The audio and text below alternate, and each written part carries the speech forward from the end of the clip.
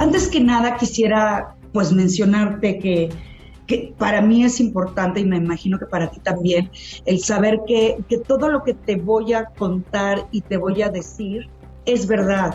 Cada una de las cosas que voy a platicar contigo lo he denunciado. Pues empezó mi matrimonio con Luis Harvey, y los primeros años de mi matrimonio fueron muy buenos. Yo me casé con un hombre bueno, un hombre que empezaba a picar piedra y a echarle muchas ganas. Él tenía 3 hijos, aún antes de casarnos. Empecé a hacerme cargo yo de ellos con todo mi amor. Años después, poquitos años después, llegaron 2 bendiciones a nuestras vidas, y fueron mis 2 pequeñas, Alexia, la mayor, y Miranda. Poco más adelante, Luis empezó a tener, digamos, un despunte en los negocios, en donde, más que un acuerdo, él estaba acostumbrado, porque así lo vivió.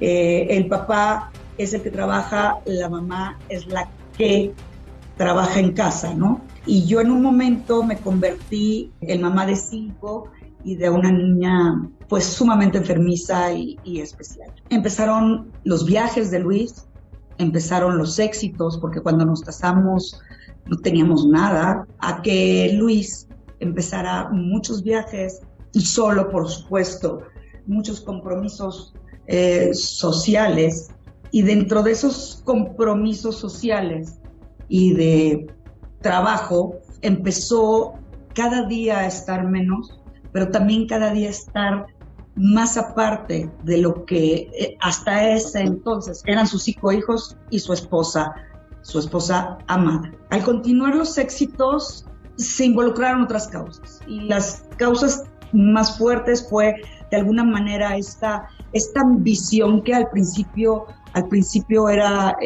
empezó a idealizar únicamente el tener más y más y más. Y dentro de eso, más económico. Y dentro de eso empezaron todas estas reuniones y todas estas cosas, y empezó a tomar más y más y más.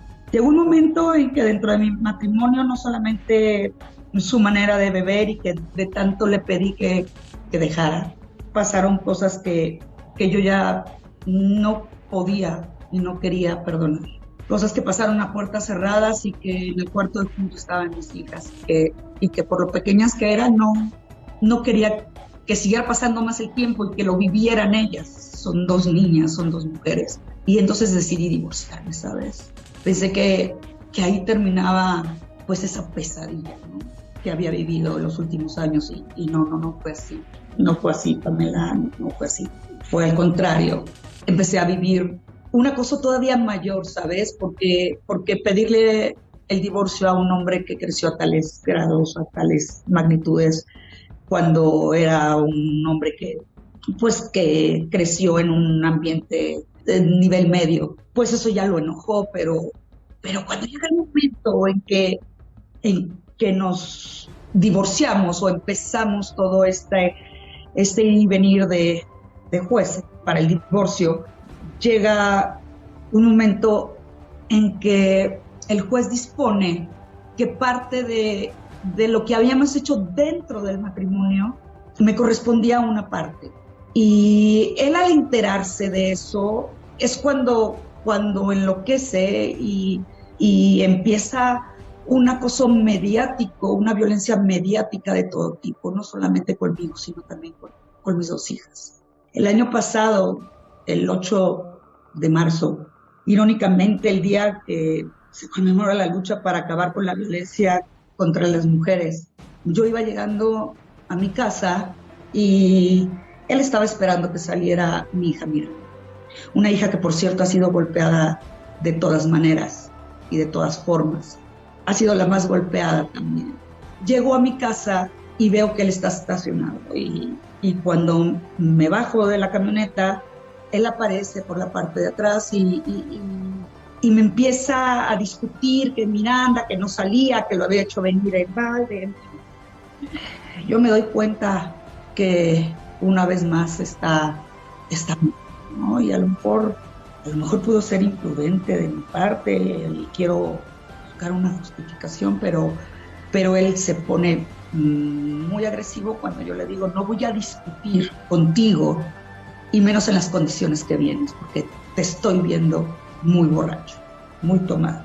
En ese momento se pone muy agresivo, a gritar, y jamás me imaginé que sacara una pistola, me la pusiera en la cabeza, y yo del miedo se me doblaron las rodillas.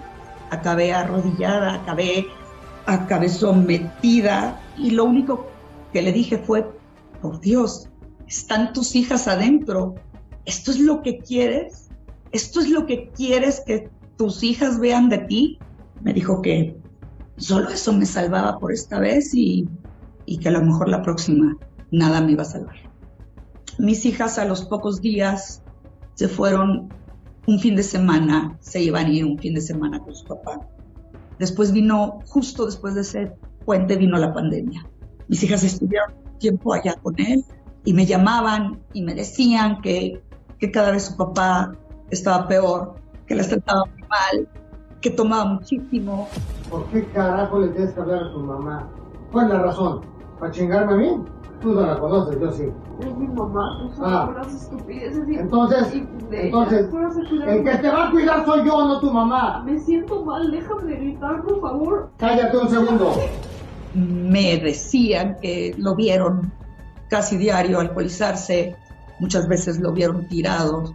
Y no nada más eso, sino que las agresiones iban creciendo cada vez más en contra de ellas, especialmente con mi hija Miranda, a la cual le dice que es idéntica, que por eso la trata como la trata, independientemente de que mi hija tiene una enfermedad, y cabe señalar que tiene una enfermedad. Él llegó a decirle, no una, muchas veces, que él pagaba y yo cuidaba. A mí misma me dice que para eso me paga, y con pagar se refiere a la pensión alimenticia, ¿verdad? Y me dice que para eso él me paga, para que yo cuide a sus hijas. Yo, al denunciar todo lo que me ha hecho durante años, y esto último, de ponerme una pistola en la cabeza, y mis hijas hacer su respectiva denuncia con las autoridades, en la Fiscalía de Niños y Adolescentes, habiendo todo para que se haga algo. No se ha hecho nada, no lo han tocado siquiera. Es como si mis denuncias y las de mis hijas estuvieran congeladas. He implorado que me reciba la licenciada Ernestina Godoy, y me han dicho que es precisamente de ahí donde todo esto no se frena. Haces exactamente todo lo que hace que saquen lo malo de mí.